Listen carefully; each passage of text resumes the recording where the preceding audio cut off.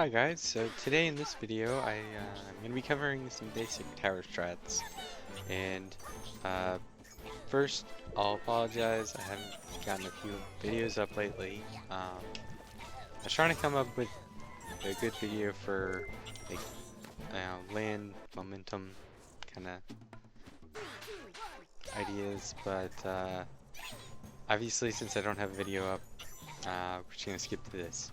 So for tower challenges, tower speed specifically, one important thing to note first is that momentum's not really as conserved compared to like a land challenge, where you can get speed and then you can just bounce across the challenge sometimes. In tower challenges, it's all about the shortcuts.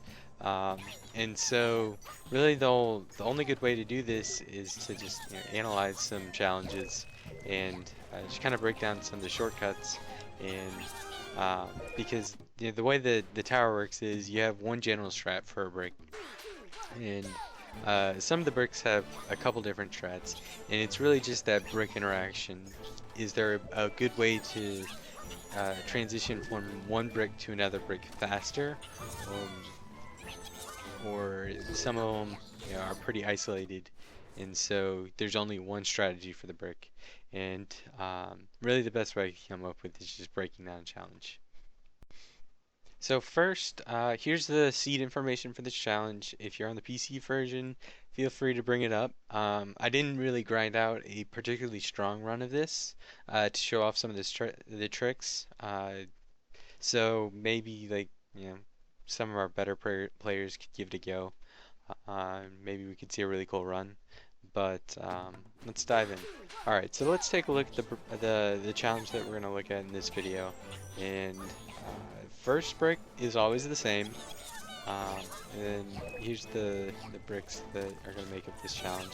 I'm gonna go through after we look through this and kind of break down some of the tricks that I'm gonna do. And tower speed challenges are all about knowing your tricks, right? And if you can do more tricks successfully all in one run, you're gonna save time on every brick, or every brick that has a trick, and that's how you get to the top. Just knowing your tricks. So I'll break down the ones that I can, and hopefully this will be helpful to you guys.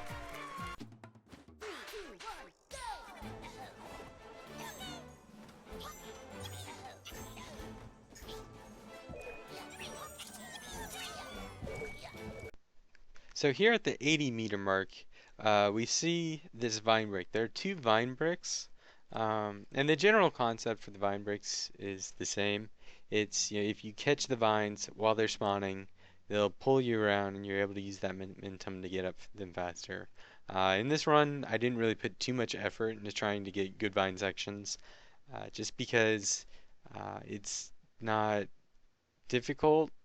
It's just not exactly consistent. So here at 100 meters is a new brick. This is a pretty common brick. It's got a pretty cool strat for it.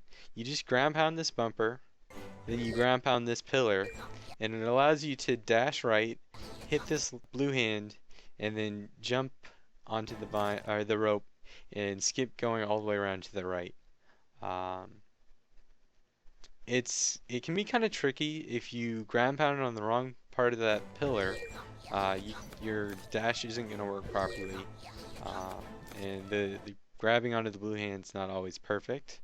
But uh, this is one of the easier tricks that can help out a lot in challenges, just because going around to that right side is very, very slow. Here we got another vine section, and I ground pound going into it. That's sometimes a good idea. I think it would be good in this section, but again, I didn't really put too much effort in my vine sections for this run. Here at 140 meters, there's an alternate strategy. Once we get up to this chain, we can jump under the bumper, and ground pounding under that bumper skips going to the right, but it also gets us higher up on this wall, which allows us to skip another bumper, and then we roll jump. And just roll jumping here allows you to hit this wind So then you can hover under this next bumper. And this is one of the rust bricks. This is a really common rust brick. Pretty much every tower speed's gonna have a rust brick, and there's only a few of them. So once you get the feel for the strategies for them, um, it's gonna be pretty much the same every time. You ground pound this first bumper. If you're really going for the few frames, you ground pound the second bumper, which I did not do. And then sometimes you ground pound this third bumper, and that's just gonna give you a lot of extra height, which depending on the next brick, um, can be useful. Again, tower challenges, the interaction between bricks is almost always limited to just the transition, right? Um, how you exit one brick to enter the second brick. And your strategies are going to either be how to travel through a brick or how to transition between bricks. So this one allows you to get up to that second platform, and ground pounding is going to end my motion so that I can catch that next vine. And that's pretty much that's pretty much it for that transition. And now we're moving on through this brick like normal. Now I do the lazy version here. You can go under this bumper to save more time. I go over top, but I still do the same thing. You ground pound this bumper, and again, depending on the next brick, sometimes you don't want to ground pound it. But in this case, we get a brick that has a vine that shoots out. And so we're just going to ground pound that vine to travel along it. Again, traveling along vines saves you from actually having to do that motion. And you're never going to travel faster than the vine, so you almost always want to catch vines where possible. So here at 230 meters is a bumper that this brick has a couple different possible options, depending on what brick follows. And this is actually the slow method that I do in this run, and it's really slow because I go to the second shelf. But if the following brick here was a different one, you would consider using this strategy. So I'll show it off. You just bounce off that bumper, jump off the wall, and then you can roll jump, and you're now on top of that next platform, and you can be on your merry way. The final brick here is another common one.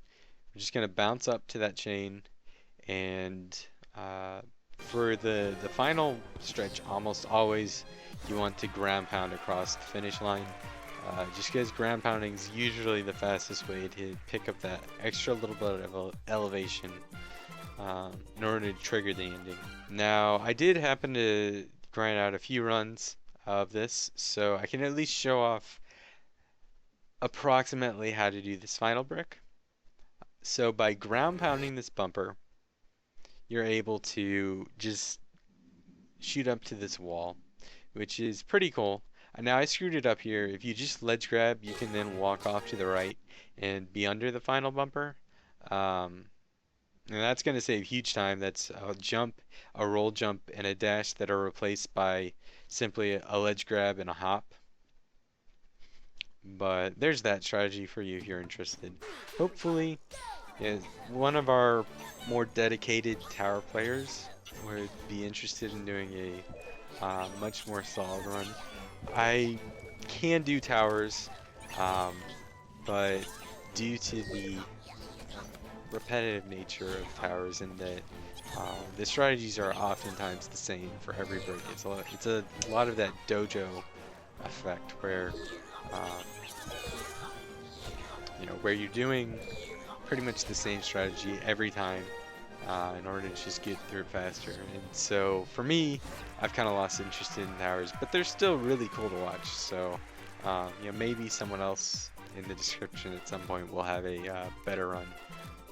Again, I'll throw in that seed here at the end in case you guys are interested in practicing it or doing an actual run. But yeah, there's a broken down tower challenge for you. Hopefully that helped.